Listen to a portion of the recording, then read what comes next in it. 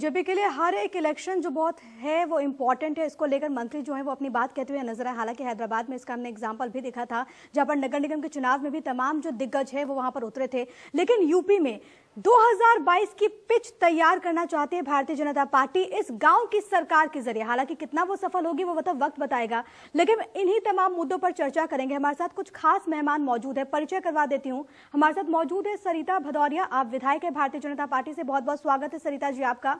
इसके अलावा हमारे साथ मौजूद है अंशु अवस्थी, आप प्रवक्ता हैं कांग्रेस पार्टी के। अंशु जी आपका भी बहुत बहुत स्वागत है। जगदेव सिंह यादव भी हमारे साथ मौजूद है, समाजवादी पार्टी का आप पक्ष रखेंगे। जगदेव जी आपका भी बहुत बहुत स्वागत। इसके अलावा हमारे साथ मौजूद है सुजीत पांडे, आप पूर्व प्रधान है। सुजीत जी आपका भी बहुत बहुत स्वागत है। लेकिन सबसे पहले सरिता जी मैं आप ही के पास आना चाहूंगी। देखिए, बीजेपी की ओर से बात कही जाती है कि हर एक इलेक्शन, और पहले मैंने इसका जिक्र किया था, आप लोगों ने समय समय पे ये बात कही है कि हर एक चुनाव हमारे लिए बहुत ज्यादा महत्वपूर्ण है और इसी को लेकर आप लोगों ने तैयारी पहले भी की है। लेकिन गांव की सरकार के लिए ये जो डायरेक्ट इन्वॉल्वमेंट की बात कही गई है, इसके पीछे क्या सोच है, क्या स्ट्रैटेजी है सरिता जी?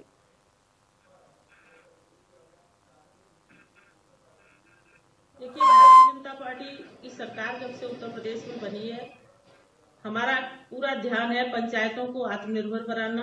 और उस दृष्टि से हमारे देश के प्रधानमंत्री ने पंचायतों को जो पैसा दिया है उससे संपूर्ण पंचायत के विकास पर फोकस किया है। अब जब हम सरकार की कोई योजनाएं बनाते हैं और पंचायत स्तर पर हमारे लोग समर्थ नहीं होंगे तो उन योजनाओं को ठीक से अमलीजामा नहीं पहना पाते। इसलिए हमारा दृष्टिकोण है कि पंचायत स्तर पर भारतीय जनता पार्टी के समर्थित लोग जीतकर आए और ठीक से सरकार की योजनाओं को गरीबों तक पहुंचाने का काम करें। इसलिए हमारा फोकस पंचायत चुनाव पर विशेष रूप से है और हमने अपने काम को अपना आधार बनाया। पंचायत चुनाव का बहुत काम किया है भारतीय जनता पार्टी की सरकार ने उत्तर प्रदेश में, केंद्र में भी। हाँ सरिता जी, यहाँ पर एक और शर्त रखी गई है जिसके बारे में चर्चा करना चाहूंगी, क्योंकि आप लोगों के द्वारा ये बात भी कही गई है कि जो भी टिकट्स दिए जाएंगे, जो भी उम्मीदवारों को, जो भी कैंडिडेट्स को उतारा जाएगा, कोई परिवारवाद ना हो। और इस वजह से ये फैसला लिया गया है कि कोई भी विधायक, कोई भी सांसद और उसके जानकार, उसके परिजन को इस बार पार्टी की तरफ से टिकट नहीं दिया जाएगा, उतारा नहीं जाएगा। इसके पीछे क्या कुछ स्ट्रैटेजी? इस पे टीवी पे इस पे लाइव आएंगे जब आप बोल रहे हैं। देखिए, भारतीय जनता पार्टी तो कार्यकर्ता आधारित पार्टी है और संगठन ही हमारा, संगठन पर हमारा फोकस रहता है। तो निश्चित ही अगर पार्टी का निर्देश ऐसा है कि किसी भी विधायक और सांसद के परिवार के लोग इस चुनाव में पार्टिसिपेशन न करें, तो मुझे लगता है कि पार्टी का निर्णय होगा, उसको हम सब लोग मानेंगे और मानना भी चाहिए, क्योंकि संगठन ही हमारा जो निर्देश करेगा। हम संगठन के आधारित पार्टी है और संगठन का जो आदेश होगा, मुझे लगता है उसको हम लोग मानेंगे। चलिए, संगठन का जो आदेश होगा उसको आप लोग मानेंगे और ग्राउंड जीरो पर लगातार उसको मजबूत करने की दिशा में आप लोग आगे भी बढ़ रहे हैं और मीटिंग्स भी हो रही है इस पंचायत चुनाव को लेकर। लेकिन कांग्रेस पार्टी का पक्ष रखने के लिए हमारे साथ इस वक्त मौजूद है अंशु अवस्थी। अंशु जी, कांग्रेस पार्टी किस तरीके से उतरेगी? क्योंकि बीजेपी ने तो क्लियर कर दिया और ये भी बात कही जा रही है कि वहां पर सिंबल दिया जाएगा। कांग्रेस पार्टी कहाँ है पंचायत के चुनाव में?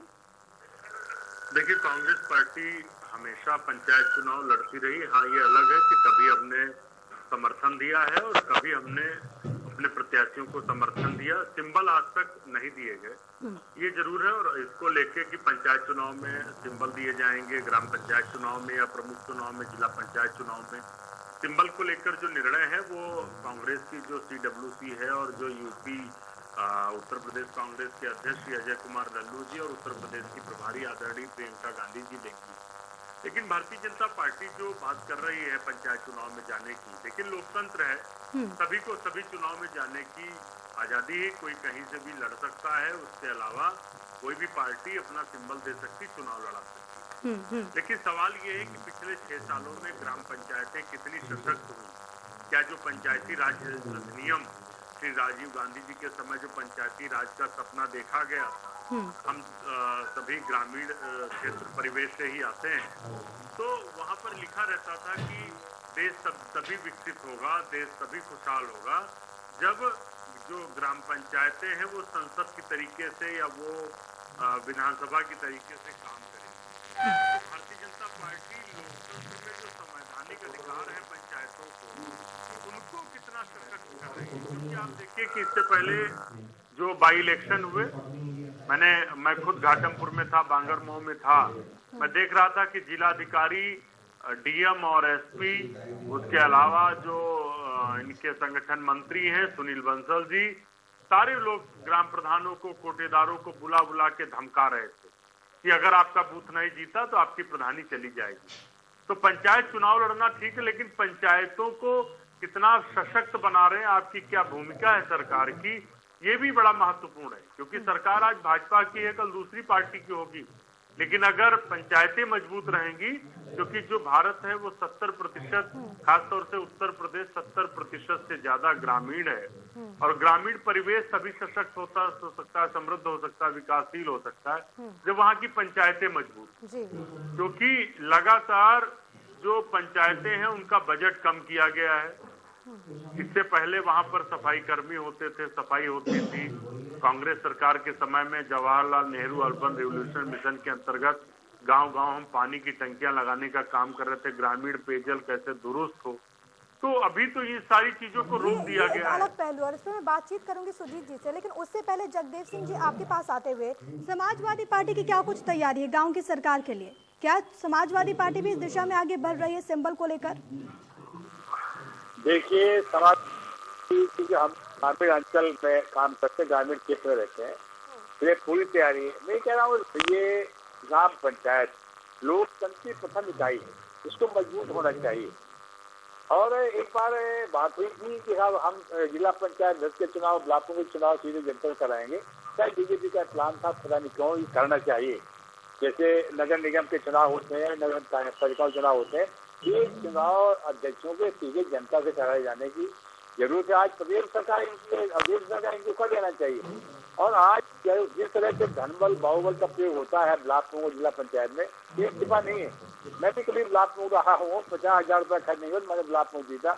आज वो 1 करोड़ करोड़ों में खर्च जाता है। इसमें भी व्यवस्था करनी सरकार को, कैसे चुनाव निष्पक्ष हो और ये धनबल बाहुबल का प्रयोग हो।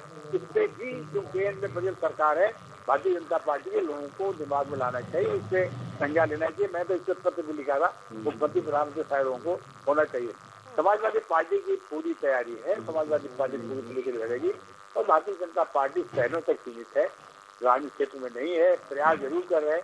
हालांकि मैं इनकी ये जरूर कहूँगा कि जनता के माध्यम से भारतीय जनता पार्टी के प्रासंगिक संगठन बहुत है, और संगठन के दम पे ये चुनाव लड़ते हैं, इसमें कोई दो राय नहीं। और हमारा भी संगठन अच्छा है, हम भी संगठन दम पे चुनाव लड़ते हैं। लेकिन जो बेसिक कमियां हैं पंचायत चुनाव में, उनको प्रदेश सरकार, केंद्र सरकार को दूर कर देना चाहिए। बार बार मैंने कहा धनबल बाहुबल का प्रयोग होता है, चाहे ब्लॉकों को चुनाव हो, जिला पंचायत को, बाकी चुनाव में। इसको करने के लिए सीधे जनता से कराने का प्रस्ताव सरकार को भेजने, उत्तर प्रदेश सरकार को करा देना चाहिए। और अभी जो भारतीय जनता पार्टी के लोग सारे प्रदेश स्तर के, जिला स्तर के नीचे लगे हुए हैं, मैं समझता हूँ कि समाजवादी पार्टी का इनसे कोई मुकाबला है नहीं, न रहेगा। समाजवादी पार्टी पूरे प्रदेश में अपने दमखम पे, संगठन बल पे चुनाव लड़ेगी और पंचायत चुनाव में आप दावे करें, लेकिन आपने गंभीर आरोप लगाया है। मेरे ख्याल से सरिता जी से बहुत छोटा सा इस पर रिएक्शन ले लेना चाहिए, फिर सुजीत जी मैं आपके पास आऊंगी, तमाम पहलू पर हम बातचीत करेंगे। लेकिन सरिता जी, यहाँ पर आरोप लगाया है जगदेव सिंह जी ने कि देखिए आप तो बातें लगातार करते हैं, लेकिन ये बहुत ज्यादा जरूरी है कि निष्पक्षता के साथ चुनाव हो। उनको भरोसा नहीं है आप पर? नहीं कराएंगे ये शासन, सरिता जी देखिए, इनका भरोसा तो इनके जिस यूनिवर्सिटी से ये लोग पढ़कर निकलते हैं, इसलिए उस यूनिवर्सिटी की शिक्षा की विद्वता इनके अंदर है, इसलिए इनको भरोसा नहीं है। जो काम ये करते थे, धनबल और बाहुबल का प्रयोग करके प्रधानों को सीधा सीधा सर्टिफिकेट दिया जाता था, इसलिए इनको विश्वास नहीं है। लेकिन उत्तर प्रदेश में और केंद्र में भारतीय जनता पार्टी की सरकार है। अब ऐसा कुछ होने वाला नहीं है कि किसी के साथ भी कहीं पर भी कोई भी गड़बड़ी हो। चुनाव पूरी निष्पक्षता के साथ होंगे और हम तो अपने काम के आधार पर चुनाव लड़ेंगे। हमने तो बहुत काम किया उत्तर प्रदेश की जनता के लिए और उस काम के आधार पर हम चुनाव लड़ेंगे। हम सरकार की कानून का दुरुपयोग करा के चुनाव नहीं लड़ना चाहते। ये लड़ रहे थे, ये ऐसा ही करते थे उत्तर प्रदेश में, इसलिए इनको इसकी जानकारी और इसी बार ये वो बार चलिए ठीक है, यानी कि आरोप प्रत्यारोप तो चलता रहेगा। लेकिन यहाँ पर मैं आपसे समझना चाहूंगी, सीधे अधिकारी इन्वॉल्व रहते थे और सीधा प्रमाण पत्र दिया जाता था। ठीक है सुजीत जी, मैं आपके पास यहाँ पर समझना चाहूंगी कि आप पूर्व प्रधान रहे हैं और आप तो इस व्यवस्था का हिस्सा रहे हैं, आपका भी अनुभव रहा है। लेकिन अब जिस तरीके से पार्टी की ओर से बात कही जा रही है, डायरेक्ट इन्वॉल्वमेंट की जो बात कही जा रही है, सिंबल की बात कही जा रही है, कितना परिवर्तन आपको यहाँ से नजर आता है? क्योंकि देखिए पंचायतों को सशक्त करना, मजबूत करना बहुत ज्यादा महत्वपूर्ण है। निचला तबका जब इस तरीके से, व्यवस्था का निचला हिस्सा जब मजबूत रहेगा तभी हम आगे विकास के नए आयाम को छू पाएंगे। लेकिन अब जब पार्टी की ओर से लगातार ये बात कही जा रही है कि हम डायरेक्ट इन्वॉल्व होंगे, आने वाले दिनों में दूरगामी परिणाम क्या आपको यहाँ से किस तरीके से नजर आते हैं? देखिए, जहाँ तक मेरी समझ में आता है कि जिला पंचायत, ब्लॉक प्रमुख और जिला पंचायत अध्यक्ष, ये पार्टी सिंबल का चुनाव होना चाहिए। किंतु ग्राम प्रधान का चुनाव अगर सरकार ऐसे करती है तो जो सत्ता में नहीं रहेगा उसके साथ खिलवाड़ होगा, वो जनता वहां की परेशान होगी। इसलिए ग्राम प्रधान का चुनाव सिंबल पर ना हो, बाकी जिला पंचायत, ब्लॉक प्रमुख, ये क्योंकि कई समस्याएं ऐसी हैं जो लोग, बड़े नेता लोग इस बात को नहीं समझते हैं कि छोटी जनता में जिसको टिकट नहीं मिला पार्टी सिंबल से, जो काम करने वाला व्यक्ति है और उसको अगर सिंबल नहीं मिला तो वो चुनाव इतनी मेहनत करता है जनता के साथ, वो मेहनत उसकी व्यर्थ जाएगी। इसलिए मेरा जहां तक अनुभव है कि ये नहीं करना चाहिए। बाकी बड़े स्तर पर चुनाव जो भी आए वो क्योंकि ये प्रधान का चुनाव बहुत छोटे स्तर का भी है और बहुत बड़ा तब चुनाव भी होता है जी। इसलिए जहां तक हो सके तो ग्राम प्रधान का चुनाव पार्टी सिंबल पर नहीं होना चाहिए। बाकी जिला पंचायत अध्यक्ष सब कुछ बड़े चुनाव, क्योंकि जनता सबसे पहले जुड़ती है ग्राम प्रधान से, और अच्छे लोग जो काम करने वाले हैं अगर उनको पार्टी, किसी अच्छी पार्टी से टिकट नहीं मिला तो वो काम करने योग्य नहीं रह जाएंगे और छोटी जनता परेशान हो जाएगी। जहाँ तक मेरा यही। लेकिन सुजीत जी, आपको कहीं ये नहीं लगता कि जो व्यवस्थाएं हैं उसके लिए बहुत ज़्यादा महत्वपूर्ण है, क्योंकि अभी पंचायतों के क्या कुछ हालात है वो किसी से छिपे नहीं है, ऐसे में कई तरह की बातें सामने आती हैं। देखिए, जब अगर शहर की बात करते हैं तो वहाँ पर निगम के साथ सामंजस्य तो बैठ जाता है, लेकिन जब गाँव की बात होती है तो सामंजस्य उस तरीके से बैठ नहीं पाता, और इस वजह से ऐसे भी हालात नजर आते हैं जहाँ पर कुछ अलग विचारधारा के अगर लोग होते हैं तो वहाँ पर दिक्कतें सामने आती हैं उन योजनाओं को धरातल पर उतारने में। अगर पार्टी सिंबल पर यहाँ पर इलेक्शन होते हैं और जिस तरीके से अगर सत्ताधारी दल ही की अगर जीत होती है गांव की सरकार में भी, तो कहीं ना कहीं वो फायदा वहां के लोगों को मिलता है, पंचायत को मिलता है। नहीं, पंचायत को फायदा मिलता है, मगर इस बात को अगर पार्टी, मान लीजिए कुछ सीटें जो सत्ताधारी पक्ष में नहीं है जी, तो उन जगहों का नुकसान होगा। उस जगह पर वो दूसरी निगाह से देखे जाते हैं, ग्राम प्रधान हो चाहे कोई पार्टी का हो, तो उन जगहों पर नुकसान जनता का होगा। जैसे छोटे स्तर पर कोटेदार होता है, अगर कोटेदार मान लीजिए दूसरी पार्टी का हुआ तो उसको वो सुविधाएं नहीं मिलेंगी। शासन सत्ता से लेकर ये आज नहीं, हमेशा से चलता रहा है सिस्टम। कोई भी पार्टी आवे, जो सत्ता पर होता है और जो सत्ता में नहीं है, इन दोनों में भेदभाव तो आएगा ही आएगा मैडम। ये भी बहुत महत्वपूर्ण पहलू है जिसका भी आप जिक्र करें कि देखिए भेदभाव की स्थिति वैसे भी उत्पन्न होगी, ऐसे में बहुत ज्यादा जरूरी है कि अगर आगे कुछ ऐसा बनता है तो तमाम सामंजस्य जो है उसकी बात कही जाती है वो असल में धरातल पर नजर आए। लेकिन यहाँ पर अंशु जी मैं आपके पास आना चाहूंगी, क्योंकि इससे पहले सरिता जी ने बात कही थी कि देखिए हम संगठन की मजबूती की दिशा में लगातार बात कर रहे हैं, लगातार हम कदम भी उठा रहे हैं और संगठन की मजबूती आती है। देखिए भारतीय जनता पार्टी तो उदाहरण है, संगठन के हिसाब से सबसे ज्यादा मजबूत भारतीय जनता पार्टी कही जाती है। कांग्रेस इस स्तर पर कहाँ है, क्योंकि आपका संगठन कैसा है ये किसी से बात छिपे नहीं है। अभी भी जब मैं आपसे चर्चा कर रही हूँ तो कांग्रेस पार्टी की ओर से बैठक भी बुलाई गई है जिसमें आपके अपने नेता जो हैं वो नाराज चल रहे हैं, शीर्ष नेतृत्व के परिवर्तन की मांग लगातार उठ रही है। ऐसी परिस्थितियों में आपको नहीं लगता कि ग्राउंड जीरो पर बहुत ज्यादा जरूरी है कि पार्टी को मजबूती मिले?